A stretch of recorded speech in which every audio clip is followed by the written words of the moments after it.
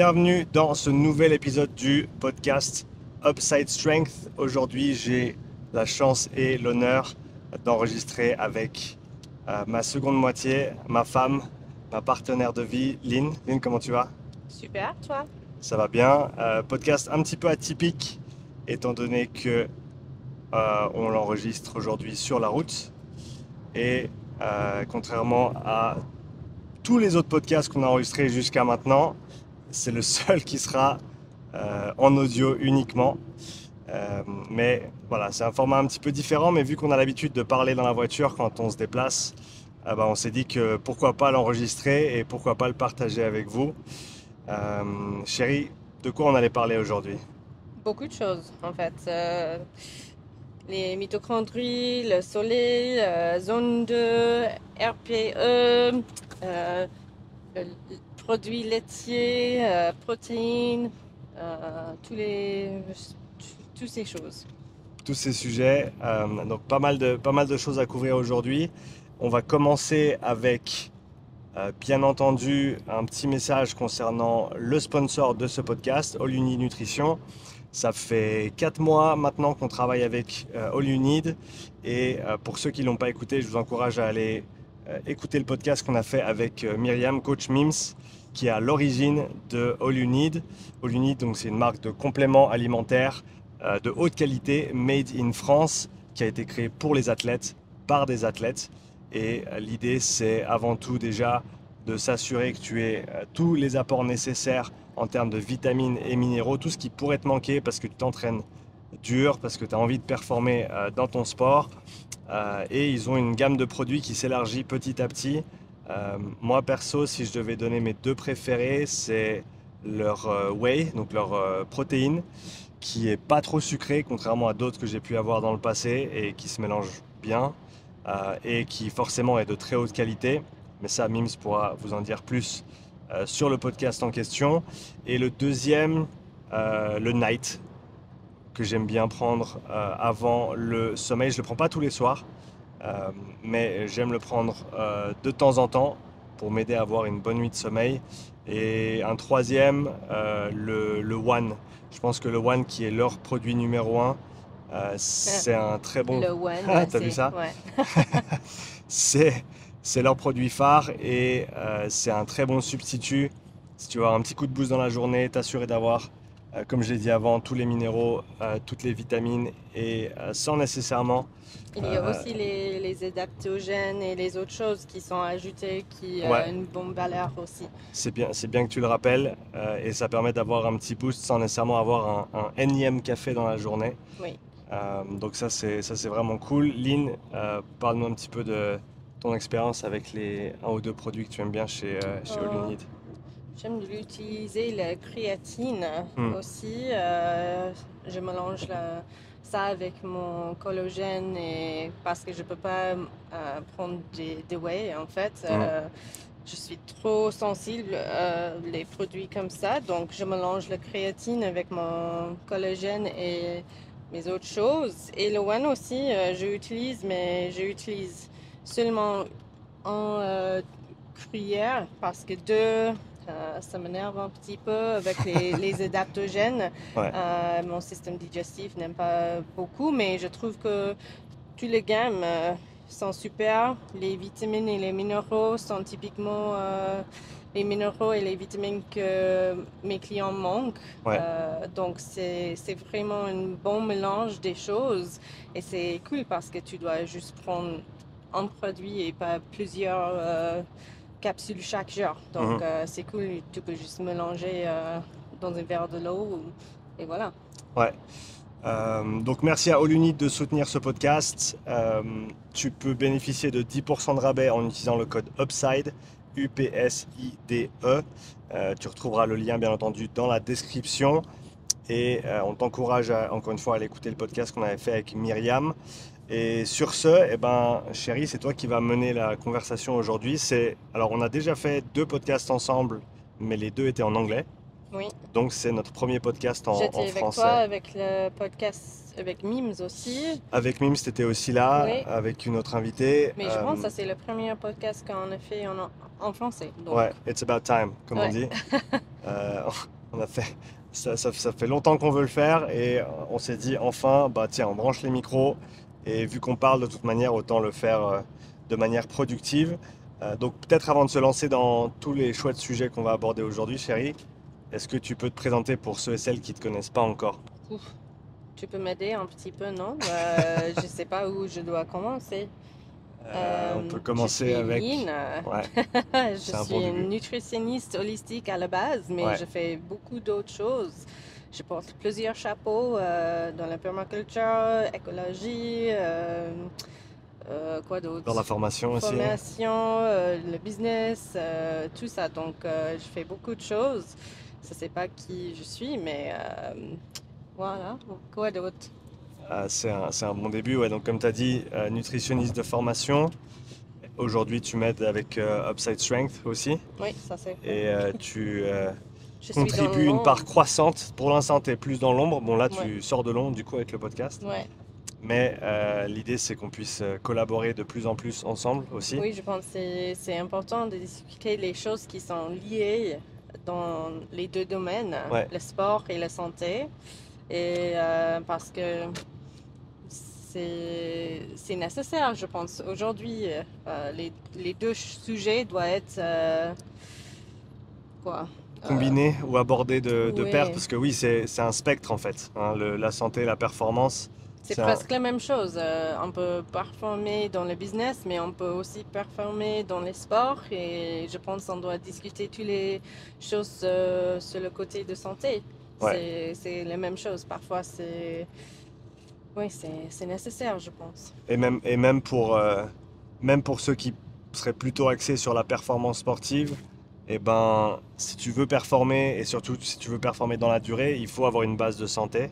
Parce que sans ça, Certainement. ben, ça va pas fonctionner, ou alors ça va en tout cas pas durer très très longtemps. Et perds pas tes performances parce que tu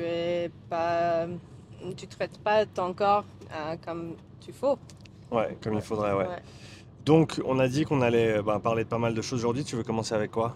Je pense les mitochondries. Qu'est-ce que tu penses? Les mitochondries. Parce que ça, c'est à la base de presque toutes les choses qu'on fait, non? Ouais, c'est au centre de beaucoup, beaucoup de débats et plus on en apprend sur les mitochondries et plus ça a un rôle important en fait, autant dans la performance que dans la santé. Oui, oui, ça c'est sûr. C'est où on a l'énergie de faire tout qu'on veut. Ouais, Si c'est dans notre business ou dans le sport, ou la vie, ouais. c'est à la base. Tu veux commencer avec par expliquer comment tu expliquerais une mitochondrie et après Je pense que ça c'est plus ton côté, ta euh, côté, non? je vais essayer alors. Je vais essayer. Il y a une analogie que j'essaye de travailler depuis un petit moment, et c'est celle de la rivière. Et je pense que fondamentalement, pour comprendre à quoi sert la mitochondrie, il faut comprendre que, donc on va s'éloigner un petit peu, mais on va y revenir. Et tu me dis si ça n'a pas de sens, chérie, Mm. ou si je dois préciser des choses. Il faut se dire que l'eau qui coule, par exemple dans un lit de rivière, disons sur une pente, par exemple sur une montagne, eh ben, cette eau, elle a donc une énergie potentielle. C'est-à-dire qu'elle a une masse, elle a une vitesse de déplacement, et donc en elle-même, elle contient de l'énergie. Mais si tu laisses juste l'eau tomber sur le côté de la montagne, eh ben, tu ne peux pas récupérer cette énergie. Et donc, eh ben, l'eau, elle descend, elle avance, elle descend, mais tu peux rien faire avec. Par contre, si on met une résistance euh, dans ce lit de rivière, Barrage, voilà, on peut ouais. penser à un barrage dans cette analogie-là. Eh ben, si on met un barrage, on va pouvoir commencer à récupérer ou transformer l'énergie potentielle de cette rivière de par la gravité aussi qui fait descendre l'eau. On va pouvoir récupérer cette énergie et en faire quelque chose d'autre. Typiquement, on a tout ce qui est hydroélectrique.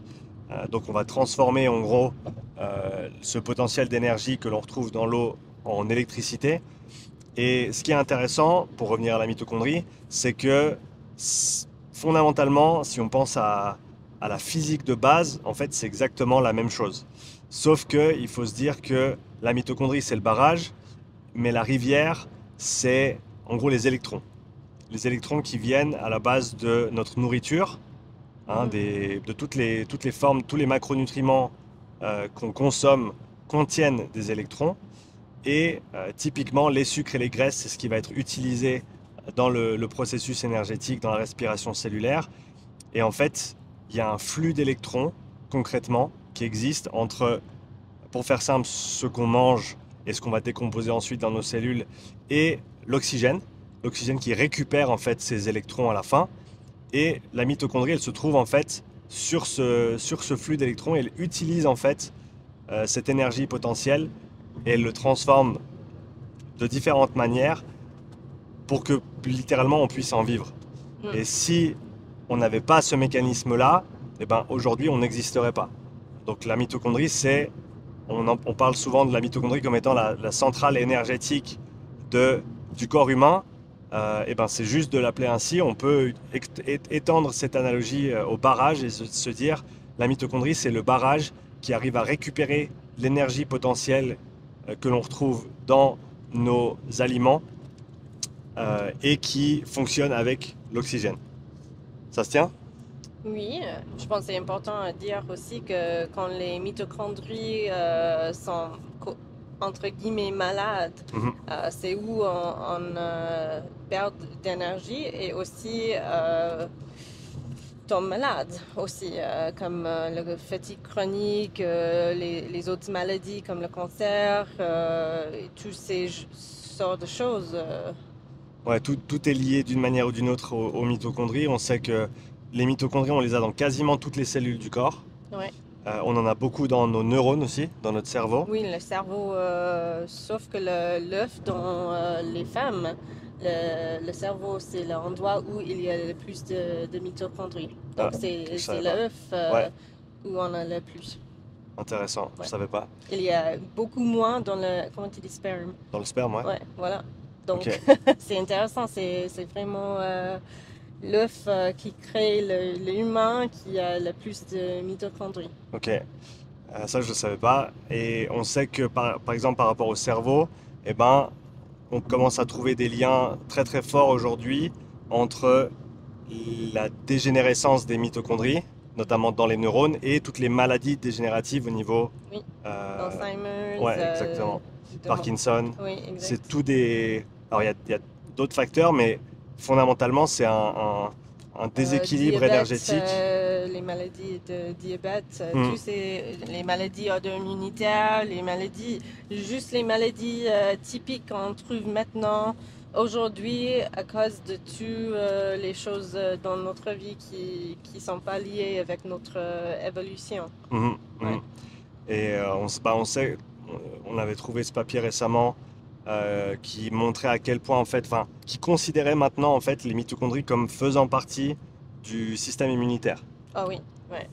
Donc, les mitochondries font partie non seulement ou sont au centre de la production énergétique pour le corps humain, ou le recyclage de l'énergie si on veut être un peu plus pointilleux, et font aussi partie intégrante de notre système immunitaire.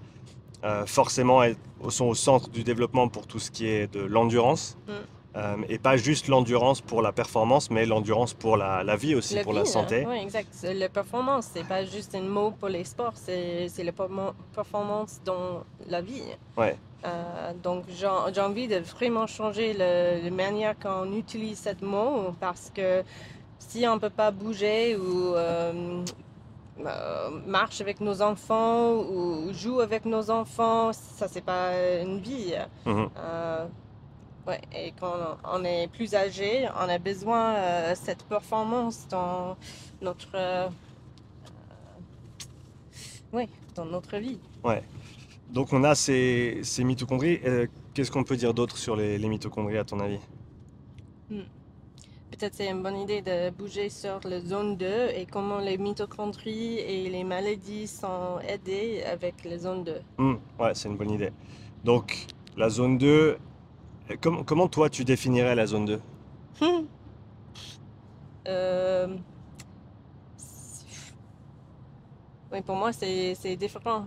C'est 30 watts sur le vélo. Ça, c'est mon zone 2. Ah, Donc, mais justement, je pense que c'est bien que qu'on donne nos perspectives respectives sur le sujet et que parce que la zone 2 c'est pas la même chose pour tout le monde. Donc ça, c'est bien, je pense que tu le ouais. précises. euh, Dans moins 2 secondes, juste penser comment je peux expliquer ça. Mais il y a plusieurs zones qu'on peut nous placer. Par exemple, zone 1, zone 2, zone 3. Et c'est la difficulté ou, ouais, je pense les difficultés quand, ouais, La difficulté de l'effort, l'intensité de l'effort. exactement. Ouais. Ouais. Et donc la zone 2 qui est typiquement un effort qui est facile. Plus facile que zone 5, oui. Oui, Beaucoup. c'est quelque chose qu'on peut maintenir, non? Pour longtemps. Ouais, c'est ça. Ouais, quelque chose de facile que tu peux maintenir pendant longtemps. Je pense que c'est une bonne manière de l'expliquer. Euh, on parlera du RPE après. Enfin, on reviendra sur le RPE après. Typiquement, je pense que entre 2 et 3 sur 10 en difficulté, c'est un bon objectif pour la majorité du travail en dite zone 2. Mais comme tu l'as bien dit tout au début, la zone 2 pour moi et la zone 2 pour toi et la zone 2 pour une autre personne, c'est pas forcément la même chose en termes d'intensité. Oui, et ça peut être difficile pour les gens qui sont compétitifs, comme moi, de regarder mon zone 2 qui est à 30 watts sur le vélo et je peux regarder toi, par exemple, et c'est quoi? Quoi est 120, exact? 110, 120, Ouais. 130, ça va être ma zone 2 Et typiquement. disons en arrière, je vais avoir j'aurai une haute zone 2. C'était plus élevé, mais j'étais malade. Ouais, Donc, je pense que ça peut changer aussi dans ta vie. C'est pas rester le même tout le temps. ouais, ça reste pas constant et ça peut monter si tu t'entraînes, Ouais. ça peut descendre comme tu l'as dit si tu Si tombes c'est, malade. oui, ou si c'est nécessaire, si tu es stressé, Ouais, si tu as des autres choses dans ta vie, ça doit changer. ouais. Mais c'est bien que tu le dises, tu as parlé de maladie. Est-ce que tu peux expliquer un petit peu ce qui t'est arrivé? Alors tu vas beaucoup mieux maintenant, mais il y a eu on a eu passé quelques années assez difficiles. Est-ce que tu Ouais. peux expliquer un peu ton histoire par rapport à ça? Oui, je pense que ça a commencé au Canada, donc ça fait 6 ans qu'on est en Suisse. Mais de récent, dans l'histoire, j'ai travaillé trop, j'ai traîné trop, j'ai eu mes enfants, j'étais trop occupée avec la maison, tu travailles trop Ouais, et on était trop stressés. Donc, j'ai tombé malade après un virus. J'étais déjà stressée, déjà fatiguée, déjà tout ça. Et j'ai attrapé un virus qui me... euh, ouais, c'était horrible, ce virus. Et après, j'ai eu beaucoup de soucis sur le côté de mon système immunitaire, mes mhm, hormones. J'ai eu le fatigue chronique. J'ai dormi 16 heures chaque jour avec une sieste aussi. Et j'ai perdu beaucoup d'énergie. Donc, fatigue chronique, c'est pas quelque chose de facile. ouais, C'est où ton corps a dit non. Tu pousses trop pour longtemps et c'est pas juste le fatigue normale, c'est le fatigue où tu peux pas bouger, ton corps arrête. Et c'était difficile pour moi à marcher pour quoi, 100 mètres. ouais. Euh, Je me rappelle quand on devait se poser la question où est-ce qu'on va se parquer par rapport à l'endroit où on allait, parce que en gros, si tu devais marcher plus de 10 minutes, ça allait pas fonctionner quoi. ou si je marche un petit peu, je dois dormir dans l'après-midi. Ouais, C'était pas normal quoi. Et oui, j'ai pris un médicament après qui apparemment ne fonctionne pas et c'était tellement difficile à arrêter ce médicament. C'était comme le héroïne. C'est le ouais, même ouais. en... Le sevrage était impossible. C'est dingue à part ça que tu dis que tu souffrais donc de fatigue chronique, de douleur chronique aussi, hein? Oui, oui, exact. T'avais mal. Tu peux décrire la douleur, comment c'était? Ouf. J'ai jamais envie que quelqu'un d'autre expérience cette douleur en fait. Tous mes joints, mes joints. Tes articulations. Oui, exact. Joints Je dis ça, en anglais. Je dis ça. Pas le wange, mais l'articulation. Ça, c'est du bon verlan, Lynn. Ça fait plaisir quand tu arrives à poser du verlan dans un podcast. Tu sais que, petit high five, tu sais que tu commences à bien gérer le français quand tu poses un petit verlan Ouais. dans le podcast. Je pense que ça, c'est le truc que les médecins me disent quand j'ai dit les joints. Ils me disent non, l'articulation. Oui, ok. Donc, tu avais mal aux articulations surtout. Oui, et les muscles aussi, les tendons, tout mon corps était tout en douleur. Mon système nerveux aussi était très, Sensible, oui. surchargé. Oui, exact. Et je pense que ça c'est où la maladie vraiment a commencé. C'est le nerf vague qui me dit tu es dans le combat et fuite tout le temps et maintenant on doit arrêter et je vais t'arrêter et c'était avec tous ces symptômes et c'est pas juste la maladie, on a les racines de toutes ces maladies et je pense que c'est le stress à la base. Ouais, le stress, c'est la surcharge et le fait de faire ça pendant, de pas écouter de pas Encore pour t'écouter, ouais. 2-3 ans. 2-3 ans où t'as mis en fait tes pieds au plancher, non-stop. Et j'avais peur à dire que parce que je suis un perfectionniste et je suis quelqu'un qui peut pas arrêter facilement parce que j'ai envie d'être tout le temps la personne qui peut dire oui. Et c'est pas comment on doit fonctionner en fait. Et ça prend 2-3 ans à dire à toi aussi que quelque chose ne fonctionne pas pour moi. Et j'ai eu une grosse burn-out. Ouais, c'était un gros burn-out. Et je ressors la citation de Niels van der Poel, le patineur de vitesse, qui dit que il faut apprendre à écouter son corps quand il te murmure pour ne pas devoir l'entendre crier. Et Exact. toi, clairement, t'es arrivé au stade où il te hurlait dessus toute la journée, en fait. Ouais. Et ce qui est dur, c'est que même si tu te calmes parce que tu étais obligé, hein, comme tu as dit, tu dormais, tu avais besoin d'énormément de sommeil, tu n'avais aucune énergie. Même de regarder un écran d'ordinateur, ça te demandait trop d'énergie certains jours. Donc ou en gros, ou aussi, même regarder un livre. Donc tu étais cloué au lit et tu pouvais rien faire, littéralement. Oui. Et ça, c'était une période qui était très très difficile. En plus, c'était juste après la naissance de notre fils. Oui, et les 8 ans après. Donc, ça prend 8 ans de sortir cette période. C'est encore là, mais... Mais ça, tu vas beaucoup mieux qu'avant. Maintenant, tu peux, tu fais du vélo, tu peux sortir, on va marcher tous les jours.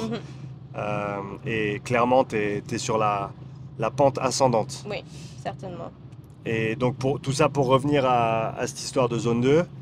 Oui, on a commencé avec les zones 2 et les concepts. C'est incroyable parce qu'on a étudié ces genres de symptômes sur mon côté et tu as commencé à regarder les mitochondries, les zones 2, le RPE et tout ça au même temps. Donc, pour les dernières 5 ans, on a étudié tous ces sortes de genres. Qu'est-ce que j'ai envie de dire tous ces concepts. Oui, exactement. En parallèle exact. et à nos niveaux respectifs, dans le sens où moi je pense forcément plus sur l'axe sportif, performance sportive, mais toi forcément c'était la santé, le fait de pouvoir performer les actions de la vie de tous les jours. Et ça, ce qui est super intéressant, c'est que ces concepts, ils fonctionnent à tous les niveaux. Oui, exactement. Exactement, c'est pour les mères, pour les pères, pour les sportifs, pour tout. Donc c'est important souligner ça. Donc si on parlait un petit peu de recommandations au niveau de la zone 2, pour toi, quand tu as commencé à pouvoir sortir du burn-out et commencer à pouvoir mettre ces choses-là en place, oui, c'était certainement la nutrition, mais aussi quand on a commencé à ajouter un peu de mouvement qui était facile pour moi. Donc, j'ai marché, on a commencé 500 mètres.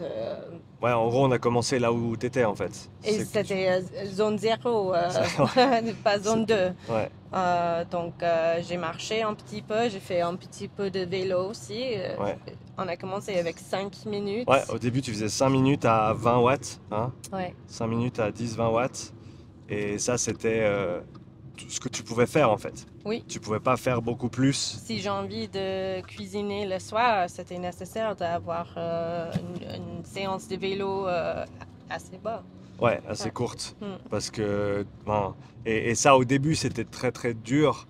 Parce que chaque fois que tu allais un petit peu trop loin par rapport à ta capacité de récupération, Mhm. tu payais cash. Et payer Pour cash. une semaine parfois aussi. Hein. Ouais, bah, c'est ça. Payer cash pour toi, c'était ben, plusieurs jours en général où tu te retrouvais de nouveau au lit, Mhm. où tu pouvais de nouveau plus faire ce que tu voulais faire ou devais faire. Même les petits trucs de la vie, hein, Exact. comme on l'a dit avant. Et donc ça a été beaucoup de patience déjà. Ouais, Hein. ça c'est vrai. Le principe de progressivité dont je parle dans le cadre de l'entraînement, eh ben, il s'applique aussi il s'appliquait aussi à ta situation. Donc il fallait toujours que ce soit un petit peu plus, mais aussi pas trop par rapport à ta récupération. Exact.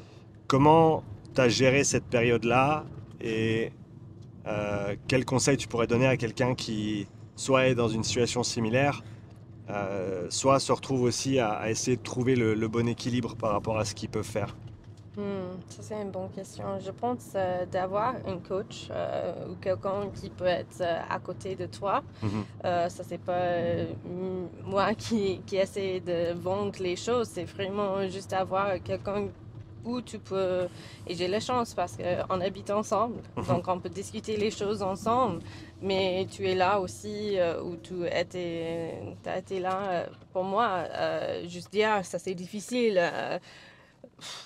Et d'avoir le pouvoir de continuer parce que ça prend beaucoup de patience et beaucoup de pouvoir, beaucoup de, comment tu dis, willpower?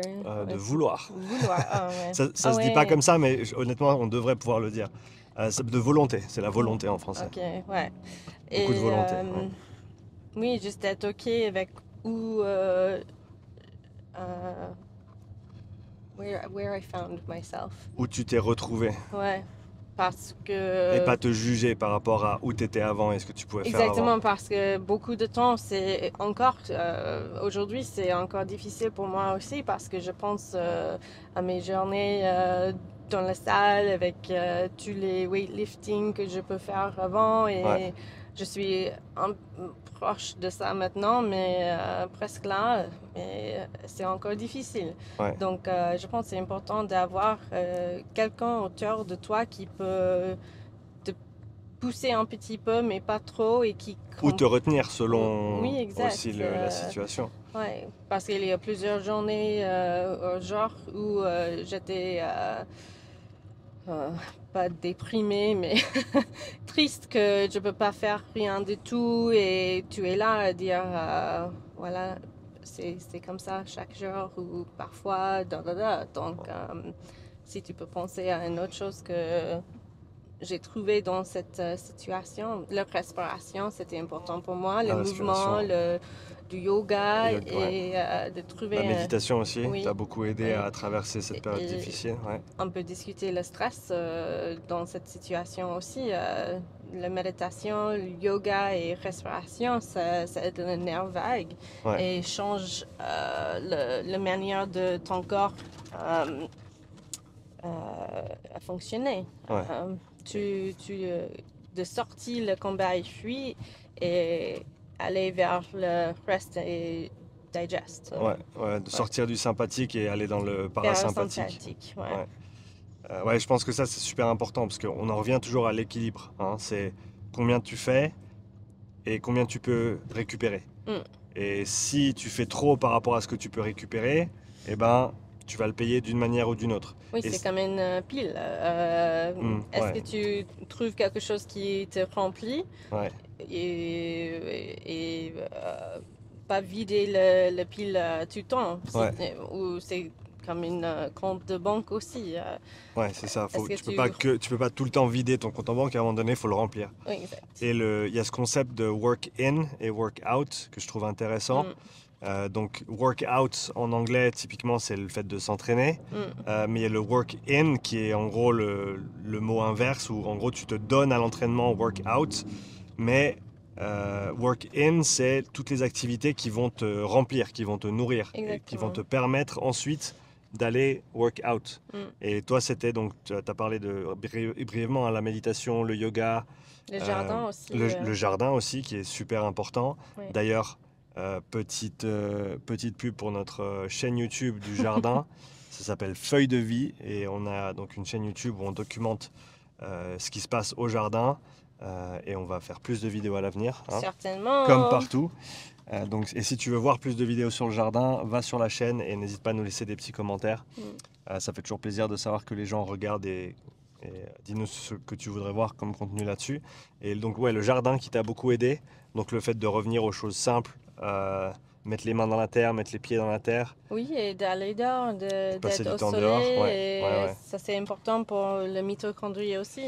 Ouais, exactement, bah, on y revient. D'ailleurs, c'était pour ça que tu avais très bien choisi le fait de commencer avec les mitochondries.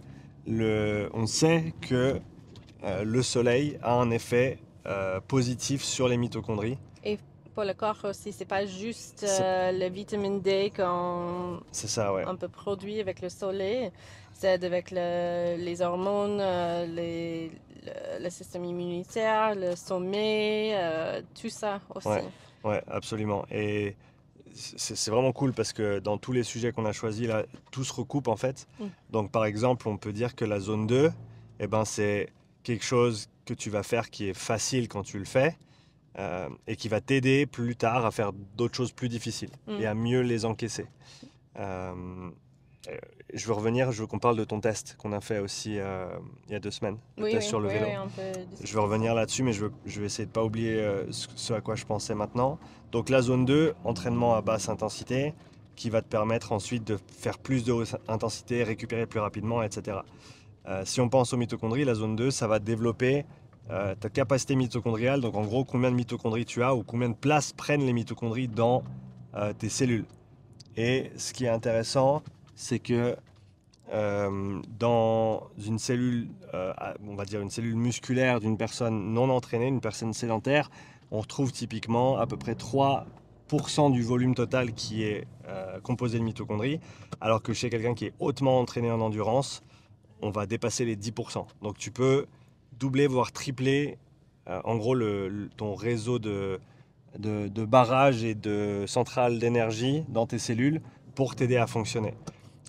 Et le concept d'accumuler du temps de travail à basse intensité pour ensuite t'aider avec tes efforts à haute intensité, ce qui est intéressant, c'est qu'il se retranscrit.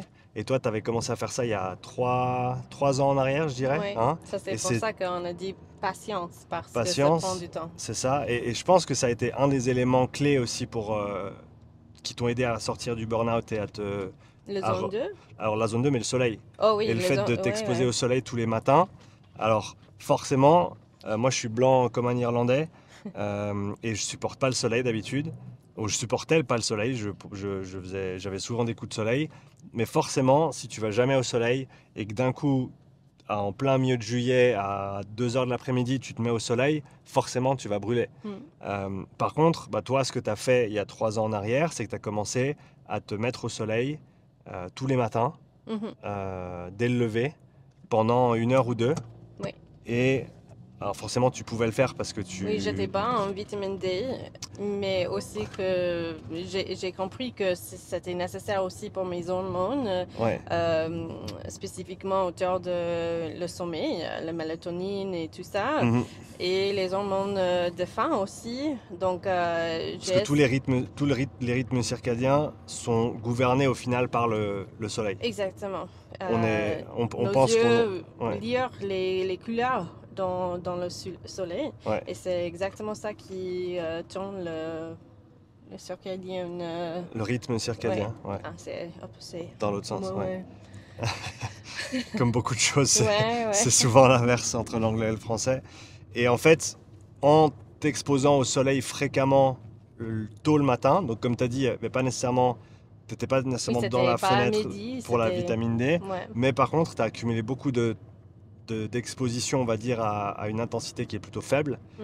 Et ça t'a permis ensuite déjà de bien prendre des couleurs et surtout ensuite de mieux tolérer les jours où il faisait chaud. Et ça a vraiment énormément aidé, comme tu as dit, tout l'aspect santé en fait. Oui, exact. Et c'était pour...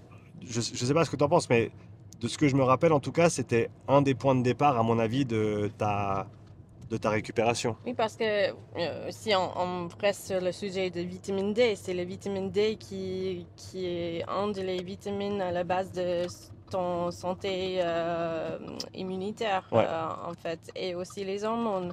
Donc, j'étais vraiment en bas. ouais. Donc, si j'ai envie de changer ça, c'était nécessaire de... Et je sais que le soleil va être mieux une complémentaire. Un complément Oui, alimentaire exactement. ou un médicament. Ouais. Ouais. Donc, j'ai choisi le nature avant tout parce que je suis partie de la nature.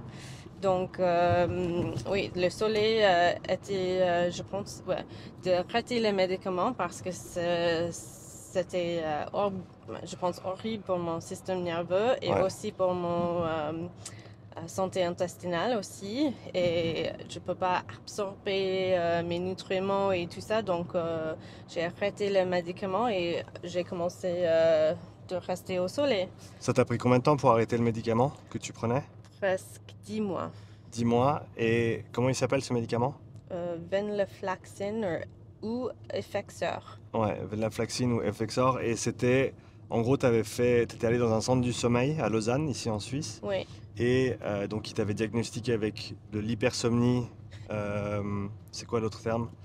oui, les hypersomnie. Hypersomnie, ouais, il y a un autre terme qui, en gros, qui veut dire qu'ils savent pas pourquoi.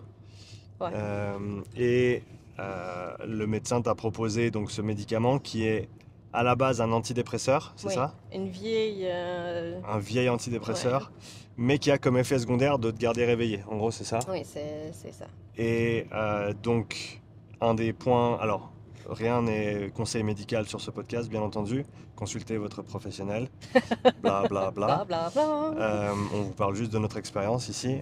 Mais en gros, il semblerait que ces antidépresseurs, ça peut être quelque chose de pertinent pour certaines personnes à certains moments, mais dans ton cas, c'est pas, en tout cas, c'est pas un médicament qui est fait pour être prendre tout le temps. Oui, parce qu'il n'y a pas des études sur les antidépresseurs de plus de 6 8 semaines, en Ouais, fait. Donc, il n'y a pas des études sur ces types de médicaments qui dit que c'est OK de prendre ce médicament pour 15 ans, 20 ans, toi, t'en as pris pour combien de temps? de 2 ans, 2 ans. presque. Ouais. Et explique un petit peu ce que tu avais comme symptômes quand tu essayais d'arrêter. Ouf, vertige, nausée, Nausée, ouais. nausée, les zaps, je sais pas comment tu peux En dire. anglais? C'est comme un peu d'électricité dans ton corps où tu Ah as... oui, tu avais des sortes de décharges électriques un petit peu que tu Exact. ressentais. Je perds le mouvement dans ma jambe Ouais, aussi. on est allé à l'hôpital une fois parce que tu n'arrivais plus à bouger ton pied droit. Ma jambe doit. Ta jambe droite Et, ouais, t'arrivais plus et ça ouais, prend 1 an, 2 ans de récupérer toute la force de ma jambe aussi. c'est Donc vrai. c'est vraiment clair que ça cause des problèmes dans les nerfs dans ma jambe. Ouais. Euh, C'était horrible en fait. Ouais, tu peux expliquer comment j'ai arrêté, mais oui, c'était. Ouais, donc pour le sevrage, pour arrêter de le prendre, en fait, tu pouvais pas arrêter d'un coup parce que tu avais tous ces symptômes qui arrivaient et qui te détruisaient complètement. Ouais. Donc ce que tu as dû faire, C'était plus dur que les symptômes que j'ai commencé avec, comme la douleur et tout ça. Tous ouais, les symptômes qui étaient liés avec quand j'ai arrêté le médicament étaient plus difficiles que que les la autres fatigue symptômes. chronique et la douleur Exactement, chronique que tu avais avant. exactement. Ouais. Ouais. Et donc ce qu'on a dû faire au final, c'était des petites capsules. Et dans les capsules, il y avait des toutes Des petites billes. Ouais. Vraiment, je sais plus combien il y en avait. 400 billes. Chaque Par Oui, capsule, ouais. ouais. Et en gros, on a dû, pendant les 10 mois où tu as fait le sevrage, on a dû ouvrir chaque petite capsule Ouais, et et compter les capsules ouais, et enlever, c'était quoi, 10%? ou moins. 5%, Parfois, 10%? c'était juste 3 billes. Ouais, Tu sais, et j'ai ouais. une petite spreadsheet Ah ouais, avec oui, c'est tout. vrai, tu avais fait un tableur Excel avec Juste être juste sûr parce que quand tu enlèves 3 billes, les symptômes sont tellement fortes. intense. Ouais. Et plus tu arrivais sur des doses faibles, et plus fallait faire Mhm, des petits sauts. Donc c'était vraiment très très très difficile. Mais bon, tu as réussi à t'en défaire, donc maintenant tu touches plus mhm, jamais ce médicament. Et comme tu as dit, tu as commencé à te mettre au soleil. Ça a été vraiment le début. Et tu l'as bien dit, tout l'aspect hormonal. J'avais entendu un docteur dire qu'il n'y a pas de saison de la grippe, il y a juste une saison de déficit de vitamine D. mhm.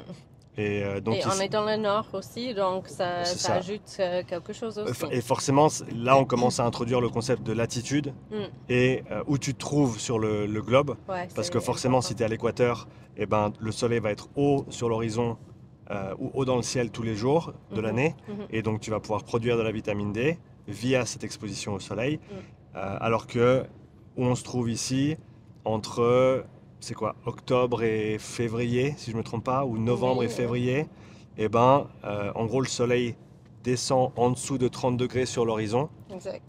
ce qui fait qu'il traverse trop d'ozone en fait avant de nous atteindre, et c'est ça qui fait que le rayonnement n'est pas assez fort pour produire de la vitamine D. Oui, et on peut voir ça avec les plantes autour de nous Ouais, aussi. On peut voir que toutes les plantes sont en train de dormir, on peut dire. ouais. Et quand le vitamine D revient avec le soleil, les plantes se lèvent aussi. Et moi, ça fait que 2 ans vraiment ou une année, j'ai vraiment commencé ça l'année dernière, à prêter attention à ça, Ouais, grâce à toi, et à vraiment réaliser ça. Et c'est vraiment incroyable. Tu peux trouver des applications, celle qu'on utilise, c'est D-Minder, D-Minder, ouais. et ça te permet de voir en fait quand est la fourchette de temps dans la journée où tu vas pouvoir faire de la vitamine D grâce au soleil. Euh, et donc ça va te dire forcément quand tu es au milieu de l'hiver, ben, la prochaine fois que tu auras de la vitamine D, c'est dans 3 semaines, dans 2 mois. Mhm, Et je me rappelle, ben, c'était en février, juste après que je sois rentré de Dubaï. ouais, Et littéralement, en l'espace de quelques jours, tu regardes dans la nature, tu regardes dans la forêt, tu regardes les plantes. Et en l'espace de quelques jours, dès le moment où toi tu commences à refaire de la vitamine D, parce que le soleil monte au-dessus des 30 degrés sur l'horizon, et ben, les plantes se réveillent, comme tu as dit. exact. Et donc vraiment, tout est aligné par rapport à ça.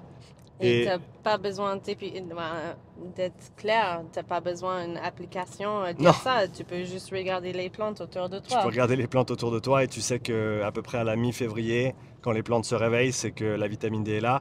Et ce qui est super intéressant, c'est que même si tu sais pas tout ça, eh ben, tu te mets au soleil et tu sens la différence. Ouais, Et tu sens, ah ouais, je me sens bien, je pense que ça c'est ah clair pour c'est tous les gens. revitalisant, etc. Et c'est super intéressant de prêter attention au langage qu'on utilise pour décrire les sensations qu'on a quand on va au soleil. Donc on se sent énergisé, hein. Ouais. Et ça, et on revient à ce qu'on disait avant, le lien entre le soleil et les mitochondries. En fait, les photons qui viennent, qui sont donc la lumière, si tu veux, elles vont avoir un impact direct sur la mitochondrie, sur nos cellules au sens large, hein, Mm, parce que les photons, c'est de l'énergie, mhm, et cette énergie, elle peut se traduire dans la matière, dans les atomes. ouais. Et d'ailleurs, pour ceux qui pensent que c'est un petit peu trop ésotérique, il vous suffit de revenir à la physique fondamentale et aller étudier l'effet photoélectrique. En gros, ça décrit et c'est Einstein qui l'a décrit, si je ne me trompe pas, et ça explique l'interaction entre les photons et les électrons. Les électrons, donc, qui gravitent autour du noyau dans un atome. Et en fait, le photon, lui, lorsqu'il vient taper, on va dire, un électron, eh ben, il va donner de l'énergie littéralement à cet électron. Et ce qui est super intéressant dans le corps humain, c'est qu'une fois qu'il y a eu littéralement ce transfert d'énergie entre la lumière et la matière, eh ben, ça va, entre guillemets, exciter l'électron pendant une période de temps. Donc il va s'élever au niveau des couches, parce que si tu te rappelles de tes cours de chimie à l'école, les électrons gravitent sur différents niveaux autour du noyau, ou différentes orbites si on veut. Et pour les biochimistes et les physiciens qui nous écoutent, Si je dis des bêtises, s'il vous plaît, corrigez-moi dans les commentaires, parce que j'ai pas tous ces détails en tête nécessairement. Mais en gros, une fois que l'électron s'est élevé, s'est énergisé ou s'est fait énergiser par le photon, il va ensuite redescendre. Et lorsqu'il redescend, eh ben, il émet lui-même ce qui s'appelle un biophoton. Et encore une fois, si tu penses que c'est trop ésotérique, va regarder sur PubMed. Ça fait depuis 1923 que l'on comprend ce phénomène et qu'il est étudié. Il y a des centaines d'études et d'ailleurs il y en a de plus en plus sur le sujet. Toutes les plantes produisent de la lumière, tous les êtres vivants produisent de la lumière.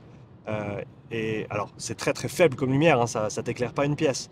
Mais tu peux le détecter avec, avec des outils assez précis et assez sensibles. Et ces biophotons, il semblerait que la source principale des biophotons dans le corps, c'est les mitochondries.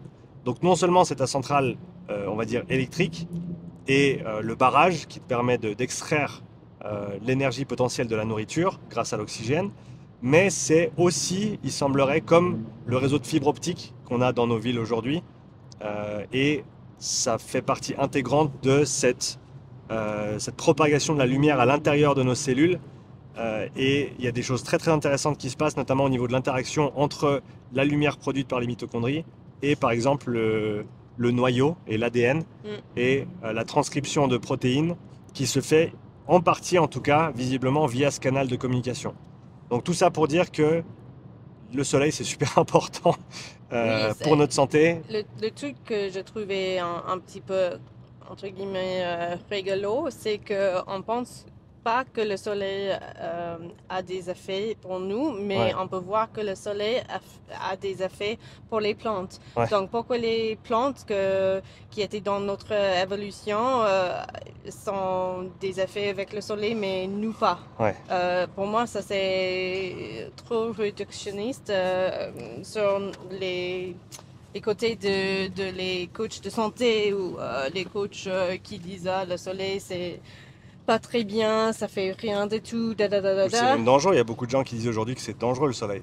Et encore une fois, oui, si tu es blanc comme moi, comme un Irlandais, et que tu vas jamais au soleil, et que d'un coup tu vas au milieu de l'été te mettre pendant 3 heures et que tu prends un énorme coup de soleil, on sait que plus tu prends de coups de soleil et plus tu as de risque de cancer de la peau, ce genre de choses. C'est Euh, aussi le crème solaire qui ajoute les choses chimiques sur notre peau Ouais, il y a aussi aussi. la crème solaire qui n'est pas la meilleure chose que tu puisses faire pour ta peau. Et idéalement, donc c'est en fait juste calibrer son exposition au soleil par rapport à ta capacité à Exact. l'encaisser. Oui, comme la zone Donc, 2. comme la Tu, zone 2, tu exactement. peux commencer avec les zones 0, avec le soleil et voilà. Ouais, c'est ça. Commence avec ça, avec le soleil tôt le matin. Et plus tu développes en fait cette capacité Le parce que matin et l'après-midi aussi, quand le en fin de soleil... journée, Ouais, tu dis? exact. Oui, Ouais. donc, ouais, donc, mais plutôt sur Quand le soleil sort loin et... du pic de chaleur et du pic Exact. d'ensoleillement. Ouais, Et il y a, comme tu l'as dit avant, ça c'est important je pense de le rappeler, il n'y a pas juste la vitamine D qui est importante. Il y ouais, a tout le spectre électromagnétique, tout le spectre de la lumière, donc les ultraviolets, les infrarouges, le spectre visible, etc. oui, Il y a exact. tout ça qui a une influence sur notre corps et notre santé. Mm. Et c'est vraiment super important de s'en rappeler en fait. Donc le meilleur truc que tu puisses faire à la base, c'est passer du temps au soleil. Passe du temps au soleil, soit tôt le matin, soit plus tard l'après-midi si Et on peut pratiquer notre zone 0 et zone 2 dehors de au la soleil. maison. Ouais, c'est Ouais, ça. dehors de... Ouais, au soleil ou juste d'être dans la nature. Ouais, c'est ça, ouais. Ouais. Euh, donc on a fait un petit peu le tour de les mitochondries. Bon, on y revient toujours. La zone 2. Ah oui, je voulais parler de ton Oui. test d'effort. Parce que donc périodiquement sur les quelques dernières 3 à 4 dernières années, depuis que tu as pu recommencer à faire du vélo, Mm. à te remettre un petit peu à faire plus d'efforts physiques que ce que tu pouvais faire avant, parce qu'avant tu pouvais simplement pas. On a périodiquement fait des tests d'effort, vu que c'est Comme mon les métier, athlètes, ouais. et que tu peux le faire à tout niveau, hein. Oui. Donc parle un petit peu de ça d'abord, et puis après on parlera du test qu'on a fait il y a 2 3 semaines. Qu'est-ce que tu as envie d'entendre? Ben, parle de ton expérience avec le fait d'avoir fait des tests sur le vélo, alors que Au ben, début, c'était difficile pour moi parce que on a commencé comme on a dit, 20 watts. Et donc, le test commence à 20 watts. Et on faisait plus 10 watts, je crois, 10 par watts palier. chaque palier. Et le premier, je sais plus où tu t'es arrêté. Je pense 80, 90 Un truc comme watts. ça, hein, ouais. Ouais. Et Ouais, le c'est ça. deuxième, on a arrêté, on a fait 10 watts, mais on a commencé avec 35 watts, je pense. Ouais, on a fait 10 ou 15 watts, ouais. Ouais. Mais on a été monté au-delà de 120, 130, quelque chose comme ouais, ça. exactement. Donc 4 minutes à 120. Ouais, c'est ça, ouais. 4 Ouais. minutes d'effort, 1 minute de repos, donc on a gardé le même format. Ouais. On aurait pu faire 3 minutes on, 1 minute off, mais on s'est dit on reste sur le format entre guillemets classique Ouais. et on regarde comment ça se passe. Et de toute façon, le but, c'est pas d'avoir la meilleure perf sur le moment, c'est d'avoir quelque chose sur lequel on peut calibrer et on peut évoluer petit à petit. Oui, exactement. C'était pas pour le sport, c'était juste, juste avoir une bonne base Ouais. où on peut choisir mon zone 0, zone 2 et comment je peux continuer avec le mouvement. Ouais, On a continué notre marche chaque jour ouais, et j'ai fait.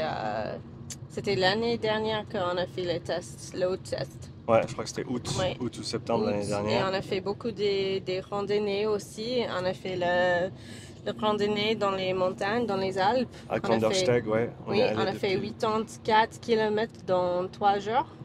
ouais, 84 km en comptant le dénivelé, ouais. Donc, Mais tout c'était le ouais, travail 3. que j'ai fait derrière, avant cette randonnée, a me donné la force Ouais, et la capacité. Parce qu'avant, si tu compares le 100 mètres, ouais, à 84 km, c'était. ouais, c'est ça, t'as fait vraiment beaucoup de chemin. Et ouais, je pense que c'était ça, un des plus gros trucs physiques que tu aies fait ces dernières années, c'est ça, c'est les 3 jours de marche qu'on a fait à la montagne. Ouais, et les autres aussi. Et c'était pas les seuls, ouais, on en a fait d'autres. Donc tu as fait une belle progression sur le test qu'on a passé l'année dernière. Ouais. Et on a juste fait le dernier test, il y a 3 semaines. Ouais, 3 semaines en arrière. Ouais. Donc parle un petit peu de comment ça s'est passé pour toi sur ce test. C'était vraiment difficile. C'était pas. J'ai eu l'impression que c'était pas assez bon que l'autre. Ouais, Euh, et mon système nerveux m'a prêté 110 watts. On a essayé de faire 10 piliers. 10 paliers, ouais. Ouais, Mais non, je crois que celui d'avant, t'étais monté plus haut. Alors, t'étais monté à 135, je crois. Mais là, ouais, à 100. Non. j'ai dit à 90 watts que quelque chose a changé dans mon corps. Ouais, Je peux ça, le je me rappelle. sentir. Ouais, Et t'as senti un changement au niveau de ton ressenti, hein, ouais, mais vraiment au niveau de ton système nerveux. Et toi, forcément, t'as une écoute par rapport à ça qui est beaucoup plus fine que la majorité des gens, du fait que tu as eu tellement de soucis pendant des années avec ça. Tu as dû développer en fait ta capacité à t'écouter, ouais, hein, pour pouvoir te gérer au quotidien, pas en faire trop, ouais, savoir quand tu devais dire non, là il faut que j'aille me coucher ou il faut que j'aille me reposer parce que j'en fais trop. ouais, Je me rappelle absolument à 90 watts, tu m'as dit ah là j'ai senti mon système nerveux il y a eu une transition, hein, ouais. tu as senti le truc. Et ce qui est super intéressant, c'est qu'en regardant les datas qu'on avait collectées après, eh ben, ça correspondait, Avec où le lactate a changé et ça correspondait avec ton deuxième seuil, en ouais, gros, où tu passais de la moyenne à la haute intensité, ouais, ce qui est cohérent dans le sens où, typiquement, ben, plus l'intensité est élevée et plus le système orthosympathique il est stimulé. Mais là, il y avait clairement un switch que toi, tu as ressenti mm, et qu'on a vu ensuite sur les données physio quand on l'a analysé. Donc, exact. c'était super intéressant. Mais ça t'a laissé 2-3 séquelles quand même. Mm, Donc, ouais. comment tu t'es senti après le test? Horrible. Oui, c'était vraiment difficile pour moi. Quand mon système nerveux est énervé, euh, j'ai beaucoup de symptômes comme la sensibilité à la lumière, les bruits dans la maison. Je pense que j'ai juste allé dehors sur le balcon et j'ai resté là pour 30 minutes avec mes yeux fermés Ouais, parce que je peux pas avoir des autres sensations qui étaient autour de moi. Donc, Ouais, quand ton système nerveux il sature, enfin, il est surstimulé ouais, et t'es obligé de bloquer en fait les autres stimuli qui, pour la majorité d'entre nous, c'est normal entre guillemets, hein. ouais, La lumière du soleil, le bruit dans la maison, le bruit des fourchettes, des couteaux, etc. dans la cuisine aussi. oui, tous les... Donc j'ai pris l'initiative de sortir les pamirs, les vieilles, les vieilles pamirs que j'avais gardées de l'armée Ouais, et d'apporter les pamirs pendant la soirée, quoi. Euh, je pense que tu as posté une photo sur j'ai Insta. posté une photo sur Instagram pour ceux qui l'ont vu passer, ouais, exactement. Mais contrairement aux fois précédentes où ça te prenait des jours, voire des semaines pour t'en remettre, là, tu as rebasculé beaucoup plus rapidement quand même. Oui, exact. On peut voir que ça change plus rapidement. Ça prend pas 5 jours de remettre euh, dans mon niveau typique. Ouais, Donc oui, c'est une bonne chose. Et le raison qu'on parle de ça, c'est que ces types de tests physiologiques peut être appliqué à des autres gens, pas juste les sportifs, pas juste les athlètes, mais aussi à des gens qui ont des problèmes, euh, des maladies ou les autres problèmes énergétiques, mhm, mitochondrie, les maladies basées sur la mitochondrie. ouais, Donc, ouais. c'est intéressant parce qu'on peut vraiment changer la vie de quelqu'un qui en utilise ce type de test, en Ouais. fait. Et ce que je voulais dire aussi, c'est que, alors, forcément, tu étais déçu par le résultat du test parce que tu n'as pas fait mieux que la fois dernière. Mais encore une fois, si on prend le contexte en compte, là, les semaines qui ont précédé le test, tu avais fait moins de marches avec le chien que ce que tu fais d'habitude déjà parce que tu avais pas mal de boulot de ton côté à gérer. Ouais. Forcément, c'était l'hiver, donc on n'a pas été aussi actif que ce qu'on était par exemple l'été dernier Moins avec de soleil. les randonnées. Moins de soleil aussi. Ouais, Aussi, plus de stress sur le côté des choses aussi. Donc, ouais, tous ces genres de choses ajoutent les complications dans les tests et on doit le prendre en compte. c'est ça. Ouais. Et souvent, en fait, ces tests physiologiques, ça te dit rien que tu savais pas déjà, Mm. mais ça vient confirmer avec des chiffres ce que tu savais ou ce que tu peux inférer de par l'historique d'entraînement, en fait. Donc si on regarde ton historique d'entraînement les 3 mois avant ce test-là, et on regarde ce que tu avais fait 3 mois avant le test précédent, et ben le volume d'entraînement avant le test précédent était beaucoup Oui. plus important. C'est la raison qu'on doit regarder toutes les choses dans le vie de quelqu'un et Le pas contexte, juste ouais. exact le contexte ou le mode de vie et le stress, la nutrition, le mouvement. Tout ça doit être en compte.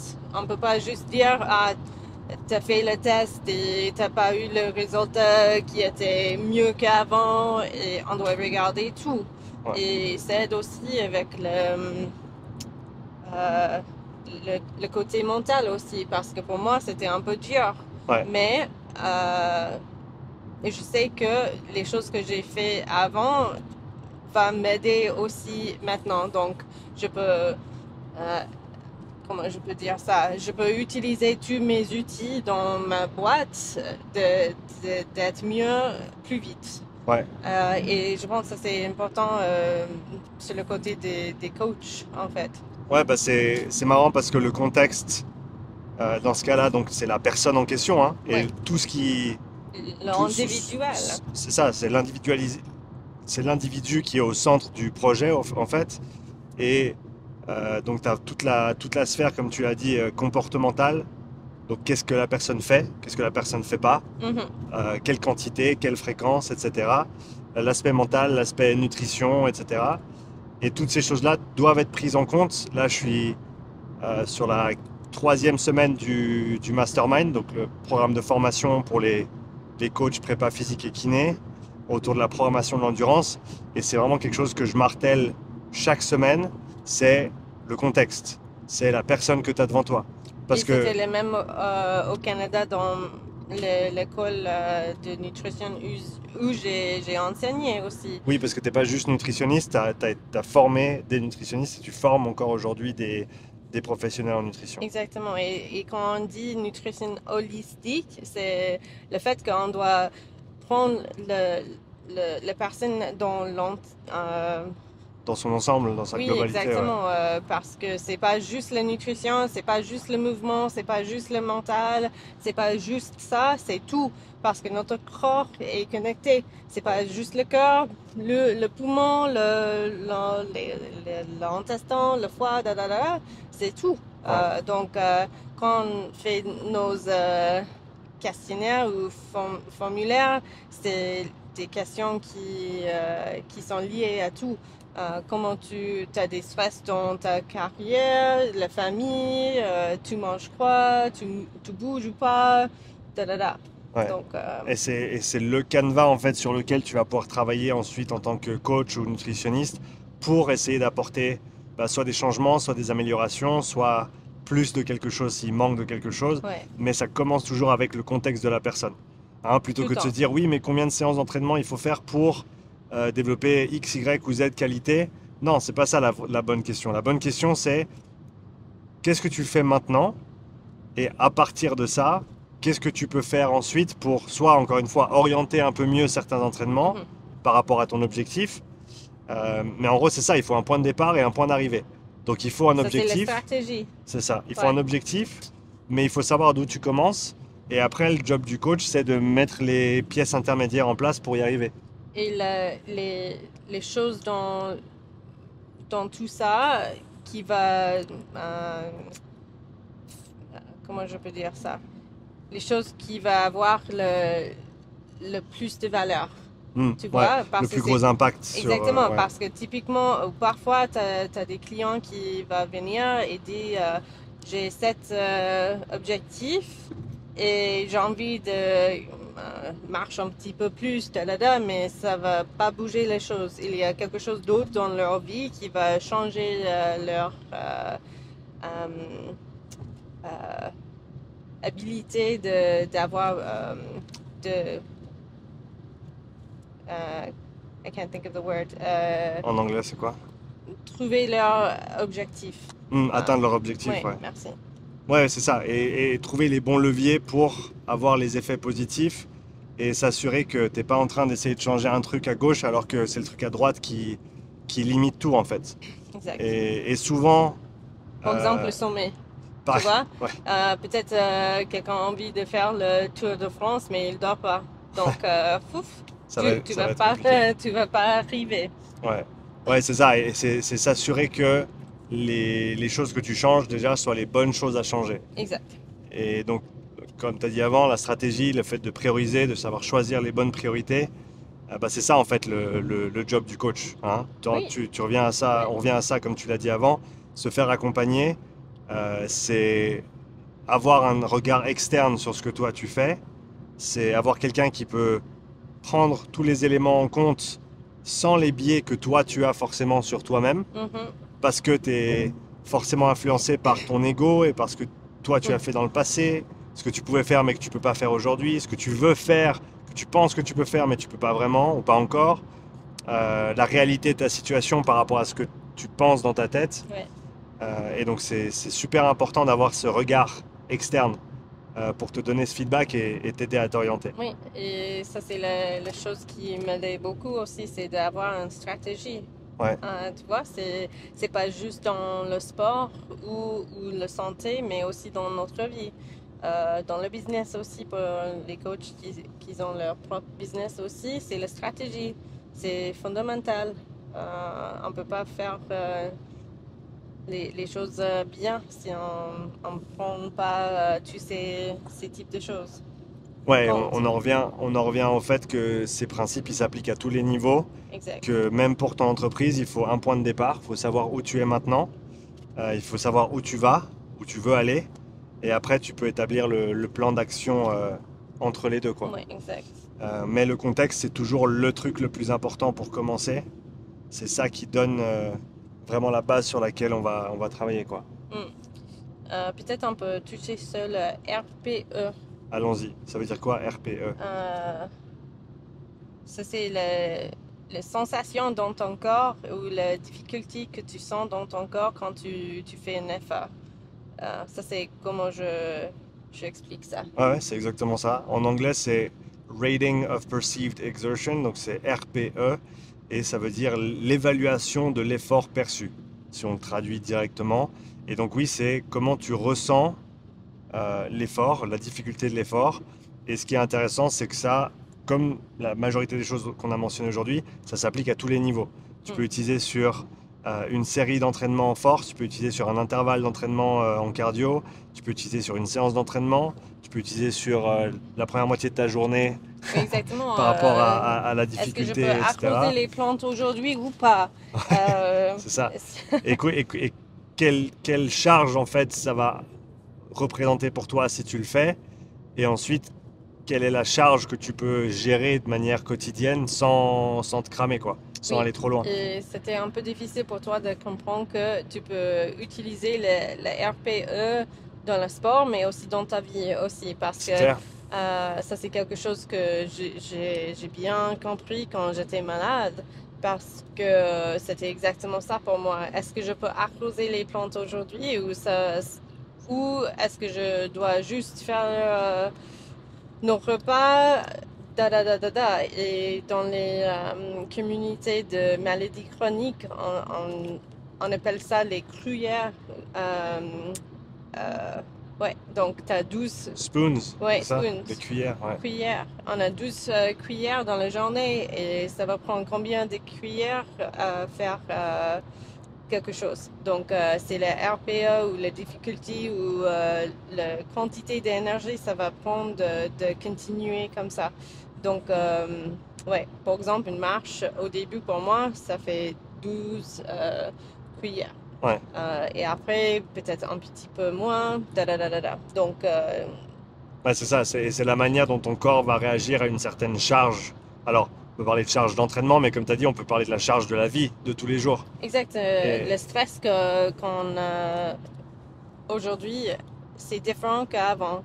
ouais, Avant, c'était juste un tigre qui nous chasse, ouais. mais maintenant, c'est l'écran, les lumières, le travail, les enfants, notre mariage, tout ça, c'est le stress qu'on gère Hmm. et on doit choisir. On ne peut pas dire oui à tous les niveaux. On doit choisir comment on peut faire. Bah, prioriser, encore une Oui, fois, on exact. en revient Ouais. à choisir des priorités. Et bah, ça, c'est quelque chose que toi, tu m'as vraiment, quelque chose avec lequel toi, tu m'as beaucoup aidé il y a 1 an et demi à peu près. Ouais. Parce que ben, moi, j'en faisais trop. Alors, encore une fois, c'était à une autre échelle, mais chacun a sa propre échelle. C'est ça qui est intéressant avec le RPE, c'est que peu importe ton niveau, que, comme tu as dit, que arroser les plantes, ça te prenne la moitié de l'énergie de la journée, ou alors que tu sois au Tour de France, Hmm. chacun a sa propre échelle, chacun a sa propre charge qu'il peut encaisser. Et si tu passes trop de temps au-delà de ta charge habituelle et que tu n'arrives pas à en récupérer, ben, ton corps, à un moment donné, il va dire non. Mais tu étais là, hein. Et Tu moi, étais presque dans un burn-out c'est ça, ouais. J'étais avec juste. avec une femme qui était dans un burn-out et toi, tu comprends pas comment tu dois gérer ton temps et Ouais. Et euh, je faisais trop, je disais oui à tout, hmm. parce que j'avais cette sensation d'urgence, de me dire oui, il faut que je travaille, il faut que je travaille, il faut que je travaille. Mais en fait, je pouvais plus. Je pouvais plus assumer la charge de Et quand travail. tu es fâché, tu es horrible, hein? Les gens, Ouais, tu es vraiment gentil avec toutes les autres personnes et tu es un ouais, bon coach mais quand il y tu a es il y a fâché un ou côté sombre, fatigué, le et côté sombre de Sean. c'est pas la même personne C'est pas la même personne. derrière les portes, hein? Ouais, c'est ça. Ouais. Et donc ça, j'ai dû apprendre à le gérer aussi et apprendre à dire non, hein. Mm. Parce que dire non à quelque chose, c'est dire oui à quelque chose de plus important. On en revient au fait de prioriser. Ouais, Et exact. j'ai dû remettre mes priorités dans le bon ordre. La priorité numéro 1 étant moi. Parce que si moi, je peux pas prendre soin de moi, eh ben, personne va le faire. Et tous les autres trucs que je dois faire ensuite, ben, je vais pas pouvoir les faire parce que ça dépend de moi. Oui, et en tant que coach, on doit être l'exemple. On peut pas dire gérer ton temps, priorité. Et après faire le contraire. Ouais. Exact. Et, Donc, et ça, je m'en suis rendu compte aussi à cette période. C'est que je parlais de la gestion d'entraînement, la gestion de la charge, la récupération, etc., la zone 2. Mais en fait, dans ma vie de tous les jours, dans ma vie professionnelle, je ne suivais pas ces conseils. mm, Parce que j'étais tout le temps en zone 5, voire 6. oui, Dans ma tête, dans mes journées, je me levais, j'étais tout de suite sur le travail, dès le matin, et je faisais que ça toute la journée, et je m'arrêtais jamais en fait. Et donc j'étais... tu as été un peu peur aussi. Tu avais l'impression si tu arrêtes, tu vas arrêter ton business aussi. ouais, c'est ça, Euh, j'avais la sensation de se dire, oui, mais si je dis non à des opportunités qui apparaissent, eh ben, elles vont disparaître et elles seront plus là, et ensuite, ben, donc, qu'est-ce c'était que je vais faire, nécessaire quoi? pour toi de aussi regarder le peur derrière tout ça aussi. C'est ça. Parce que ça, c'est le peur qui crée le stress, en fait, dans notre vie. Parce que quand on a le sens que on n'est pas dans une vie sécure, on va perdre tous ces, toutes nos opportunités. Et en fait, c'est l'opposé. On doit juste... quoi? On doit changer cette mentalité, Ouais, c'est ça.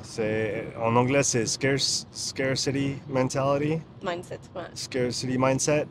Donc le fait qu'il n'y ait pas assez, en Oui, fait, ouais. alors qu'il y a toujours assez. Oui, Il y a toujours assez. C'est comme, bon, il y a des gens qui disent, ouais, mais par exemple, le marché du coaching, il est saturé. Il y a trop de coachs. ici, non. Peut-être dans l'Amérique du Nord, mais Et c'est... encore, honnêtement, il y a de la place pour tout le monde. Oui, Et je suis d'accord. parce que plus il y a de coachs et plus il y a de gens qui prennent conscience de l'importance de la santé, de l'activité physique, de la nutrition, du bien-être, etc. Mm. Et alors forcément, si t'es pas bon dans ce que tu fais, ça va être plus dur. Ouais. Ça, faut le dire. Hein, Et ça, c'est quelque chose que tu peux apprendre. c'est ça, c'est que aujourd'hui tu es là, mais rien ne t'empêche d'apprendre, de te développer, de devenir meilleur. Mm. Et de toute façon, c'est ça l'objectif, hein, c'est de continuellement De rester t'améliorer. curieux.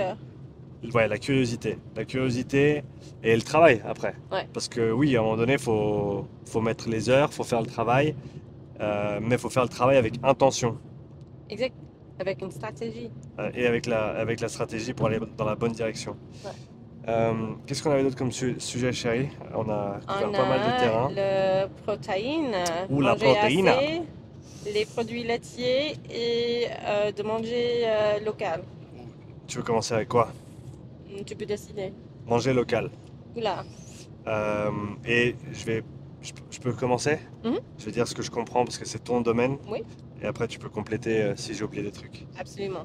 Euh, Petite parenthèse avant d'attaquer le fait de manger local. Euh, on, on a la chance avec Lynn d'être mariés maintenant depuis 12 ans. Je C'est ça? pense. Ouais. Ouais, je crois que c'est ça. Non, non, je dois Bah ouais, c'était compter. il y a 2 semaines, donc Oui. c'est mieux si on s'en Je souvient. pensais que 12 ans. Ouais. C'est 12 ans de mariage. Et je pense que notre capacité, alors, clairement, on n'était pas aussi bon que ça avant à avoir des échanges ouverts Non, jamais. et même le fait d'être en désaccord, etc. Mais pour Tu moi te aujourd'hui, souviens quand on était dans le magasin comme en bas ouais, au oui, Canada? oui, On a un plan et c'était un désastre. ouais, je me rappelle. C'était pas pour construire la serre dans le petit jardin qu'on Oui, avait. ouais. Et on était allé acheter du bois et moi j'avais un plan dans ma tête, toi t'avais un plan dans ta tête et on n'arrivait pas à réconcilier les deux, c'était un bordel pas possible. Euh, donc on a fait du chemin depuis Ouais. et moi je sais que toutes les conversations qu'on a au quotidien, ça m'aide énormément à avancer, à apprendre, à avoir de la perspective sur ce que je pense. Et donc je vous encourage toutes et tous à trouver des interlocuteurs, Mm. que ce soit un partenaire de vie ou des amis avec qui vous pouvez échanger, avec qui vous pouvez ne pas être d'accord. C'est très très important de ne pas être d'accord avec quelqu'un avec qui tu peux échanger ouvertement, parce que c'est comme ça que tu grandis. Et si toutes les gens autour de toi, tous les gens qui sont autour de toi, ils te disent toujours oui à tout et que vous êtes d'accord sur absolument tout, eh ben ta vision du monde, elle va être extrêmement restreinte Mm. parce que c'est extrêmement important de se confronter à des idées avec lesquelles tu n'es pas d'accord, ou alors que tu ne connais pas. Et moi, ben, typiquement, tout le côté nutrition, santé, bien-être, nature, jardin, etc., Mm. ben, au début, j'en savais rien du tout. Ouais. Et avec les années, le fait d'échanger avec toi, Juste discuter avec toi sur le sujet de mitochondrie aujourd'hui parce que tu m'as dit hein, les gens ne sont pas prêts d'écouter sur cette côté et je pense que c'était 3 ans en arrière. Donc c'est maintenant où tu es prêt à discuter la mitochondrie. Donc ça prend du temps parfois pour toi. moi, je prends beaucoup de temps toujours. Bah, C'est c'est Inception, il faut que tu mettes ouais. l'idée dans ma tête, mais après Et ça après prend trois 6 mois, mois, six 12 mois, mois pour... j'ai une bonne idée, Lynn. Ah oui, je disais ça 6 mois en arrière. Ouais, ça c'est quand tu sais que tu as bien fait ton travail. Ouais. C'est que tu as planté la graine et maintenant je crois que c'est ma plante à moi. Oui, Tu c'est vois. pour ça que je suis un jardin. Exactement, exactement. Très bonne transition. Donc, confrontez-vous à des idées que vous ne comprenez pas encore ou avec lesquelles vous n'êtes pas d'accord, c'est encore mieux Mm. parce que ça va vous permettre de grandir. Et donc, ben, ce qui est super cool avec l'idée de manger local, c'est que ça, encore une fois, ça agit à plein de niveaux différents. Mm. Et alors déjà, ça, forcément, tu vas soutenir les producteurs locaux. Et si on pense à la manière dont fonctionne l'économie aujourd'hui, C'est les euh, petites entreprises. c'est les petites entreprises qui vont faire que tout fonctionne autour de toi et c'est elles qui vont être euh, également plus résilientes lorsqu'il y a des gros changements. On peut penser à tout ce qui s'est passé pendant le Coco Vivi de 2 et les chaînes d'approvisionnement. Ben forcément, si tu vas à la ferme qui est à côté de chez toi pour acheter du lait et de la viande Légumes et aussi. les légumes à l'éleveur du coin, eh ben, les légumes, ils seront toujours là. Par contre, on a vu qu'il y avait certains grands magasins où il n'y avait plus rien. Mm. Donc, si tu dépends des transports, de l'international, des avions, des camions, bah, déjà, tu es plus dépendant de tout ça, mais aussi, bah, ton empreinte, elle est beaucoup plus petite. Hein, si Mhm. on pense à agir de manière environnementale, Mhm. parce que, peut-être un petit à côté par rapport à ça, des gens qui disent, ouais, là, on va détruire la planète. Ouais. À mon avis, la planète, elle va très très bien s'en tirer, Ouais. avec ou sans nous. Ouais. C'est-à-dire que si on la respecte pas, à un moment donné, eh ben, elle va faire en sorte de se purger, Ouais. comme elle a pu le faire par le passé, et nous, on sera plus là, les humains. Si Par on contre, pense elle, à elle sera nous toujours comme là. les mitochondries, c'est nous qui causent la maladie de la planète, en fait. C'est pas la planète qui est malade. Euh, on ne veut pas sauver la planète, c'est nous qui doit changer et être sauvés en fait, parce que c'est Mm. nous qui sont liés, sont pas liés avec la nature en fait. On pense qu'on est hors de la nature. Et quand tu demandes quelqu'un où est la nature, si tu es dans un bâtiment, il pointe sur le chemin à côté, mais c'est nous en fait. On est totalement liés avec la nature. C'est vachement intéressant ce que tu as dit, le fait que c'est nous les mitochondries en fait, Oui, pour la Terre. exact. On a le barrage. Ouais, c'est C'est ça. nous qui créons l'énergie. Ouais, On et décide les choses qu'on voudrait pousser, en fait. ouais, c'est ça. Et donc le fait de manger local, ben ça, tu vas réduire bah, tout ce qui est de la sollicitation des chaînes d'approvisionnement et donc tout ce qui est de ben, forcément la pollution, les coûts et tout ce qui va avec. Exact. Beaucoup de gens pensent que les fermes sont plus chères que les autres magasins, mais ça, c'est typiquement pas vrai. Par exemple, on peut acheter la viande à le fermier à 25 francs par kilo. Ou dans le magasin, les grands magasins, c'est 50, 75 francs Et, chaque kilo. et surtout, quand tu achètes chez ton producteur local, tous les coûts, ils sont internalisés Exactement. dans le produit. C'est-à-dire que eh ben, les coûts de fabrication, les coûts de transport, etc., c'est déjà dans le prix. Alors que si on veut penser à l'environnement et à la planète, que tu achètes quelque chose dans un grand magasin, Uh-huh. tu payes pour la nourriture, mais tu payes pas pour tous les déchets qui sont générés par le transport, par l'approvisionnement, par les camions, par les avions, etc. Ouais. Ça, c'est pas toi qui paye, c'est la nature qui paye. Un Et jour, c'est toi qui vas ouais. payer pour ça. C'est nous tous qui Ou allons on payer pour paye ça. dans une autre manière. En gros, c'est soit tu internalises les coûts, soit tu les externalises. Exact. Et plus tu te rapproches du local, et plus c'est internalisé, et donc moins il y a de coûts externes qui vont être sur l'environnement, sur d'autres personnes, sur des choses que toi tu payes pas en fait. Oui, Ou alors en tout cas que tu payes pas dans l'immédiat. oui. Hein, c'est comme tu prends un crédit sur ton futur, mais idéalement on veut éviter ça, Oui, et si on a des enfants, c'est eux qui vont payer. Oui, exactement. Et pour moi, ça, c'est la chose qui me poussait le plus, je pense. C'est Mm. d'avoir des enfants qui vont être dans cette situation à cause de nous. Et j'étais vraiment intéressée par les documentaires quand j'étais jeune. Et quand tu regardes les biologistes et les activistes et les personnes qui parlent de la planète 30 ans en arrière, euh, il dit on doit faire gaffe, on doit faire attention, da, da, da, da. Et maintenant, les mêmes personnes ou les personnes qui sont dans ces secteurs pleurent dans les documentaires. C'est pas la même histoire. On bouge pas, on fait rien du tout. Et pour moi, ça c'est vraiment triste. Ouais. Parce qu'on a changé rien du tout et on est capable de changer les choses. Ouais, mais encore une fois, c'est Ça, important. c'est un boost. Ouais, il y a un, On est sur la Wow. route. Wow. il y a un bus qui a brûlé sur l'autoroute. Ouais, incroyable. Ouais, c'est assez dingue. Voilà. Ouais, j'allais dire que si vous êtes sur la route pour aller en direction d'Yverdon à partir de Lausanne, c'est le bordel, mais ce serait déjà trop tard. Oui. Donc j'espère que vous n'êtes pas dans cet énorme bouchon prend forme entre Lausanne et Yverdon, si vous êtes sur l'autoroute en ce samedi 5 avril, dans notre beau pays de la Suisse. Donc ouais, j'ai parlé de les producteurs locaux,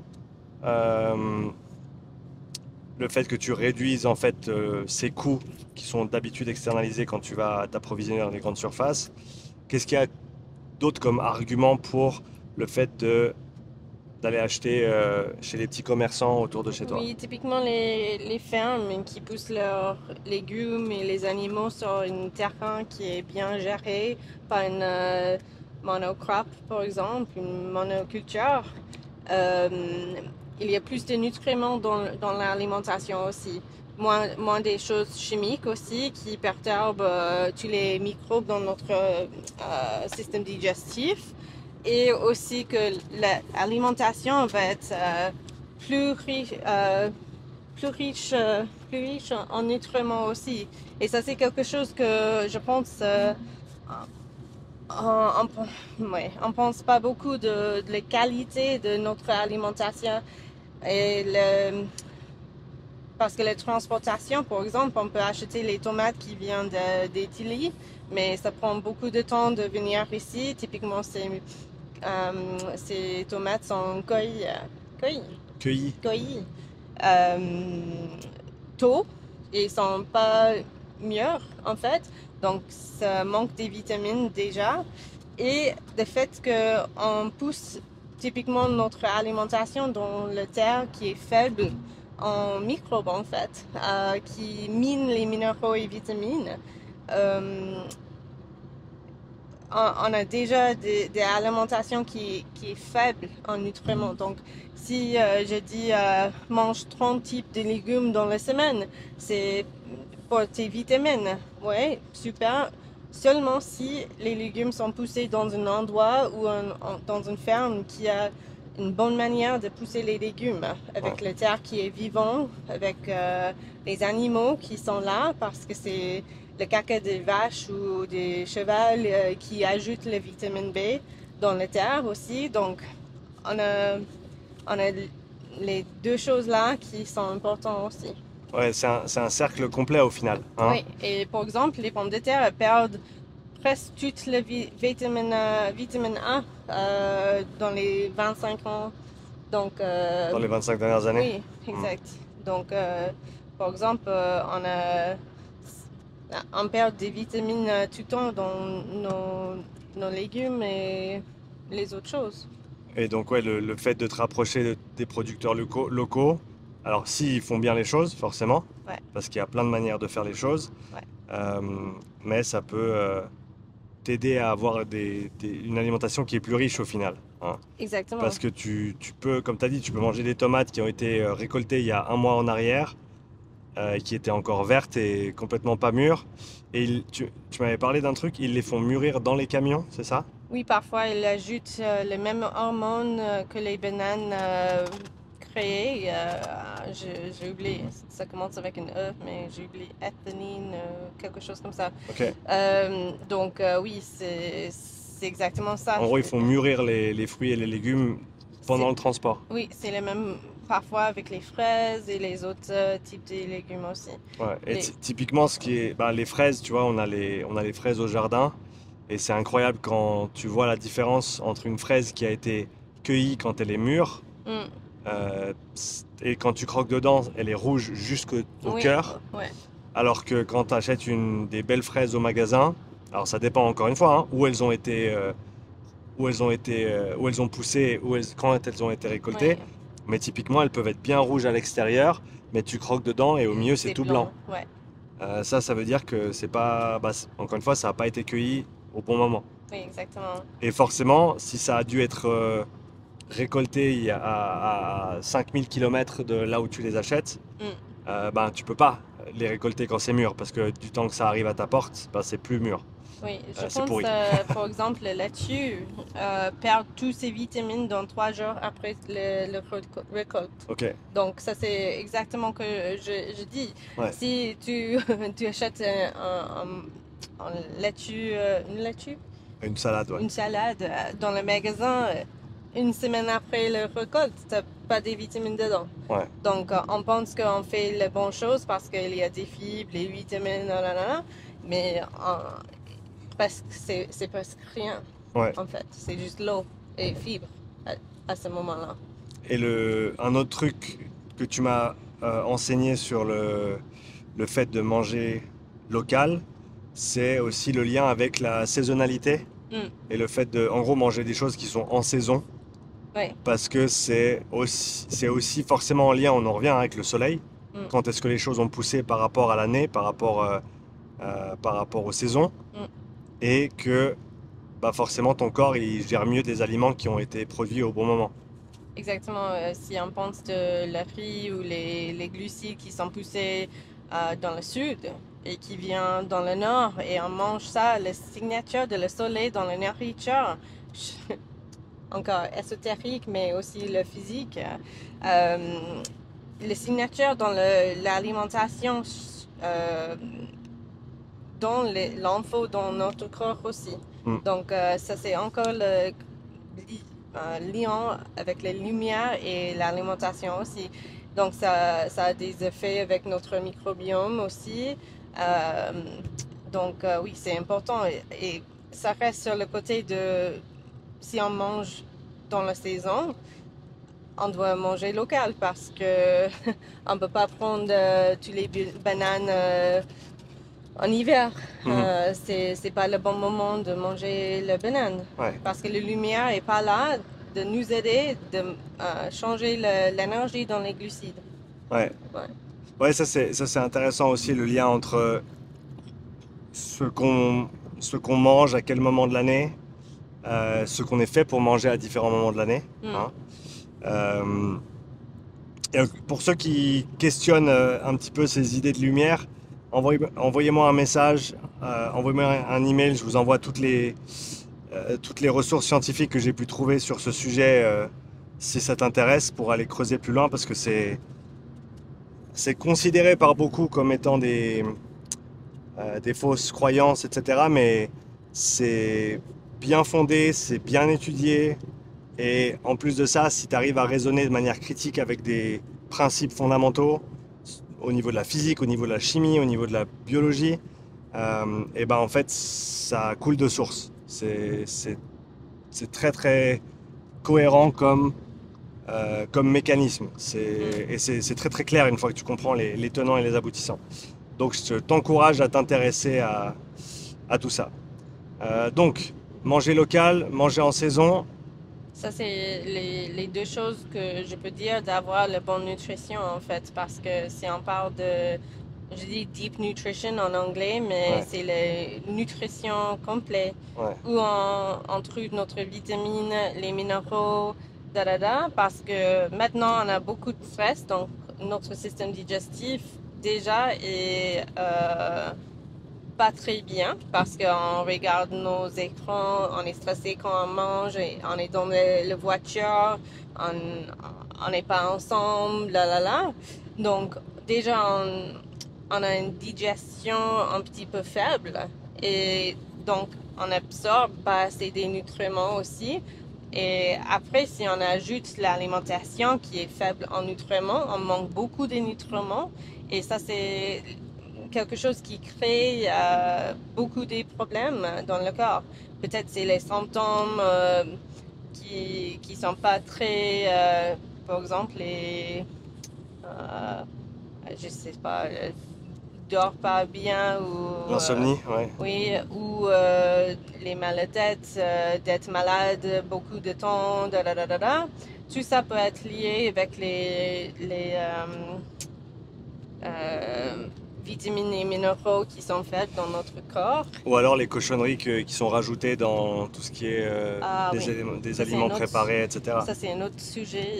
C'est un autre sujet Ouais, mais pour un oui, futur exact. Tous podcast. les choses comme l'amidon et les gums Ouais, et d'avoir les produits laitiers dans quelque chose qui où c'est pas nécessaire, c'est bizarre. Donc on essaie d'ajouter, créer l'alimentation avec beaucoup des choses qui sont pas le frais alimentation en fait, c'est des produits qui sont chimiques et où nous, notre corps, c'est pas possible de l'accepter, on peut dire, ouais.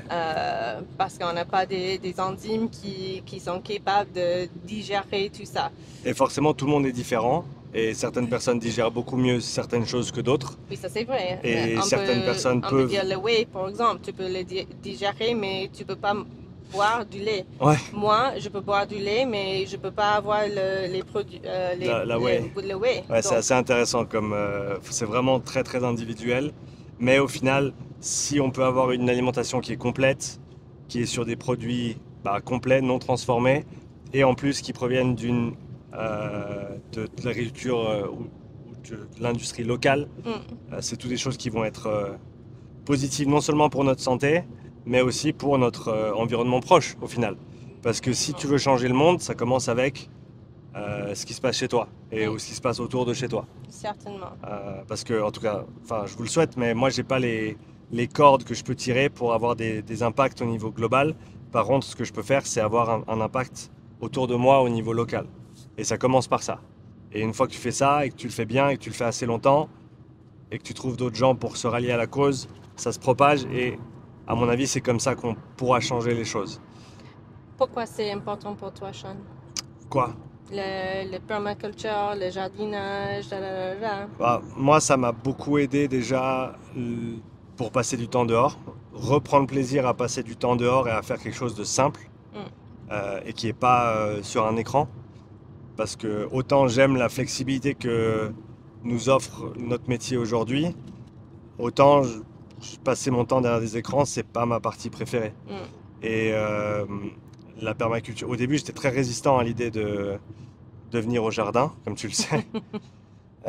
Mais au final, t'as insisté, et, eh ben, j'ai compris un jour à quel point moi ça m'aidait aussi, et à quel point ça me faisait du bien d'être Mm. dehors et d'être dans le jardin, et de construire quelque chose comme ça qui est tellement simple et qui est tellement sain, et qui dure dans le temps en fait.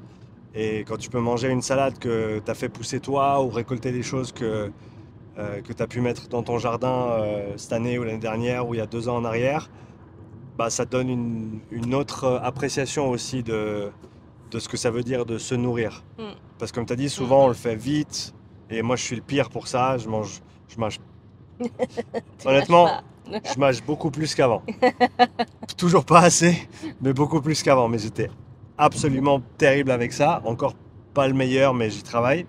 Le fait de manger trop vite, le fait de pas mâcher, le fait de tout avaler, alors que une grande partie de la digestion se fait dans la bouche si tu mâches assez, c'est ça? Oui, 30% des glucides sont digérés dans la bouche. Avec la Mais, salive et mais avec c'est le... Ouais. vraiment juste le cerveau qui met le système digestif En route. Oui, exactement. Donc, si on ne prend pas le temps de cuisiner, d'avoir les odeurs, tout ça, parce que si on ne prend pas le temps ou on achète quelque chose dans le magasin, notre cerveau n'a pas le temps de commencer notre digestion en fait.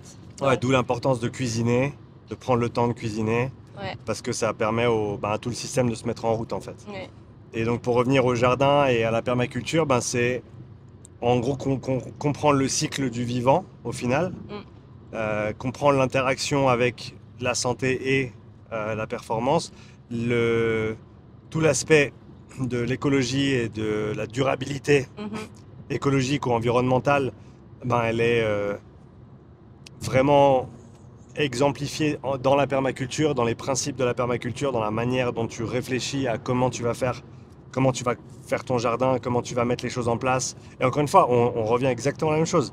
Tu prends le contexte. oui, Hein, tu observes, observation, voilà, ouais, c'est une des qualités les plus importantes en permaculture de ce que tu m'as enseigné, c'est ouais, l'observation. Donc le fait de prendre le contexte dans lequel tu te trouves. Est-ce que tu as un terrain qui est plat? Est-ce que tu as un terrain qui est en pente? Quel genre de climat? L'exposition au soleil? Quelles plantes vont bien fonctionner avec d'autres? Qu'est-ce qu'il y a déjà sur place? Et en fait, toi, tu viens simplement complémenter mhm, et apporter, en gros, amplifier ce que fait déjà bien la nature en exactement. mettant les bonnes plantes au bon endroit, mettant un arbre ici parce qu'il n'y avait pas assez de structure au niveau du sol. Oui, Euh, ça s'applique dans le jardin, mais aussi dans notre vie. Ça, c'est quelque chose dans la permaculture que j'aime beaucoup. C'est pas juste une manière de pousser les légumes et d'avoir une ferme. C'est aussi comment on peut ajouter les choses dans notre vie et les vies autour de nous. Donc, hmm, la communauté, c'est vraiment important aussi parce que tu as une communauté des plantes dans le jardin, mais tu peux aussi ajouter les choses dans la communauté humaine aussi. ouais, ouais, ouais. Et c'est important pour le futur. C'est exactement pourquoi j'aime cette manière de vie. Mhm. Ouais. Donc tout ça, ouais, c'est tous des éléments super intéressants en permaculture. Le fait de, et je suis encore loin de comprendre, mais comprendre les interactions entre les plantes, les champignons, tout le mycélium, etc., Mhm. les bactéries dans la terre, Ouais, les bactéries, c'est le plus l'azote, important. Mhm. l'oxygène, le dioxyde de carbone. Forcément, en plus, les plantes, en fait, c'est l'inverse de ce qui se passe avec les mitochondries. Mhm. Ouais, C'est-à-dire que la exactement. photosynthèse, c'est la respiration cellulaire, mais inversée. Oui, exact. Parce que les plantes, elles prennent le dioxyde de carbone, Oui. l'énergie du soleil, Mhm. et quoi d'autre encore? T'as dit l'oxygène. Dioxyde de carbone, CO2. Je pense que c'est les deux, non? Bah ouais, il y a les deux. Ouais. Et elles font des sucres. Oui, et les sucres Et, sont donnés dans la terre pour les microbes. C'est les mêmes dans notre corps et c'est les aussi. sucres qu'on va manger aussi. Oui. Donc au final, tout, et c'est hautement simplifié forcément, mais tout tourne autour de ça en fait. Et donc en fait, c'est l'autre côté de la pièce. Tu Mhm. as la physiologie humaine, les mitochondries, mais après tu as les arbres, les plantes, la terre, qui est l'autre côté en fait. Et l'un ne fonctionne pas sans l'autre.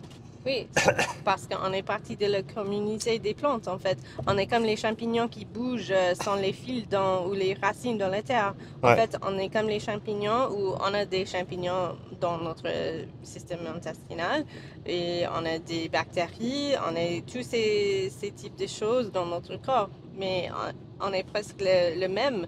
C'est juste qu'on n'a pas des racines qui... qui nous ancre Oui, dans le sol, exact. ouais. Ouais. Ouais, c'est ça. Donc voilà un petit peu pour ce que je pense de la permaculture. Ouais, parfait. Il reste les produits laitiers, protéines et de manger assez. On a encore quoi, 10 minutes avant qu'on arrive? Ouais, Est-ce qu'on arrive à tout couvrir ou on en choisit un et on garde les autres pour tu peux le... choisir.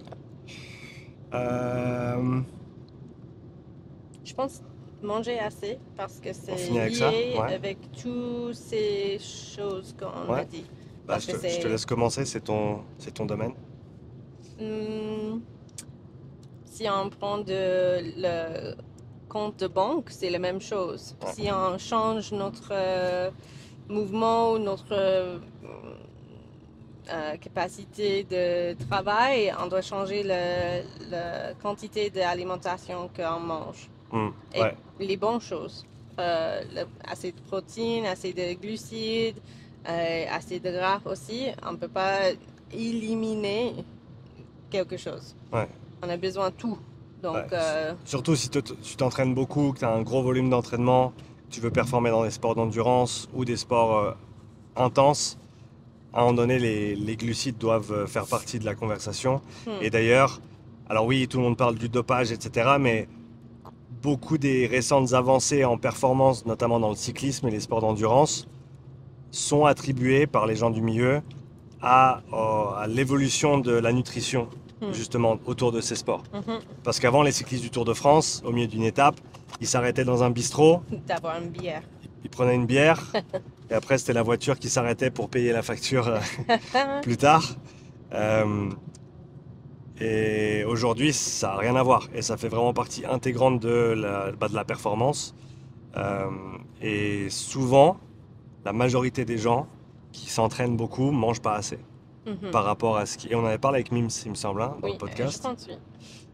Et c'est important, comme tu l'as dit, de remplir son compte en banque. Oui. Parce que si tu passes ta journée à le vider, et ben, quand il n'y a plus, il n'y a plus. Et forcément, ton corps, ben, il ne fonctionne pas aussi bien quand tu n'as plus les ressources. Ben, on en parlait avant. C'est les sucres, les graisses qui vont passer dans la mitochondrie, qui vont créer ce courant, hein, et qui vont te permettre ensuite d'utiliser cette énergie et de la convertir, si tu veux, en travail mécanique pour Mhm. contracter tes muscles et faire avancer le vélo, la course, etc. Mais si tu n'as pas les matières premières, si tu n'as pas les sucres, les graisses, les protéines pour ce qui est de la synthèse musculaire, etc., si tu n'as pas tous ces éléments de base, eh ben, c'est comme si ta rivière, elle s'arrête en fait. Et on a besoin aussi d'un équilibre dans les bons choix aussi. Par exemple, on ne peut pas juste manger beaucoup de glucides et espérer qu'on peut prendre des muscles. Tu vois, on doit avoir assez de protéines et je pense que c'est on mange trop de glucides et pas assez de protéines typiquement. Typiquement, ouais. Oui, donc on peut discuter les macros. Je pense que la protéine, c'est le plus important. Ouais. Les glucides, ça dépend de la quantité d'activité que tu fais. Par exemple, moi, au lit, quand j'étais malade, trop de glucides, ça cause des problèmes pour moi. Mais quelqu'un qui fait du sport tout le temps a besoin plus de glucides que quelqu'un au lit Mhm. ou qui est Il malade faut, aussi. il y a le dicton de il faut mériter tes glucides. J'aime pas cette manière de penser. Mérite les choses. Non, mais mériter dans le sens où si t'as pas fait tes heures d'entraînement, va pas te manger 400 grammes de riz. Est-ce qu'il y a un autre mot qu'on peut utiliser? Mérite des choses. Euh, il faut gagner le droit de... Aïe! Je pense que c'est pas mieux. Non, je sais, je suis juste retourné dans l'autre Je sens. pense que les gens vont comprendre. Ouais, les gens vont comprendre.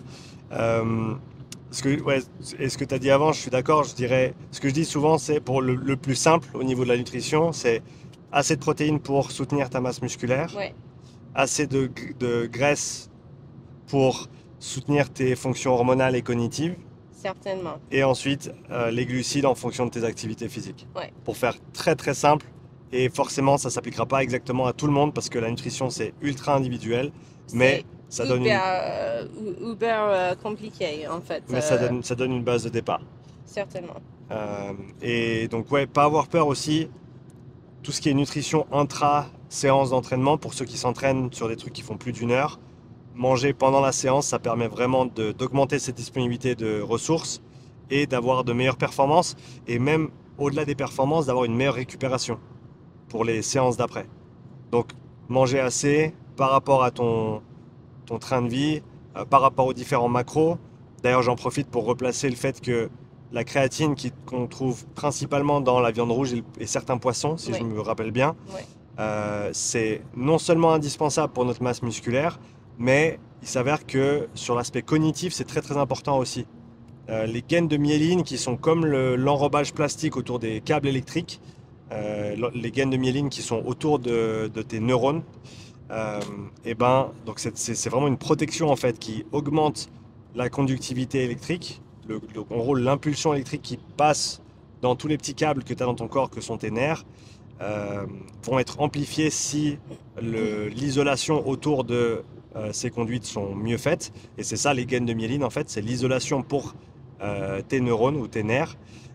Et ça c'est grandement amélioré par un apport suffisant en créatine. Et comme on mange beaucoup moins de viande rouge aujourd'hui et beaucoup moins de poisson, ça vaut la peine de se complémenter en créatine.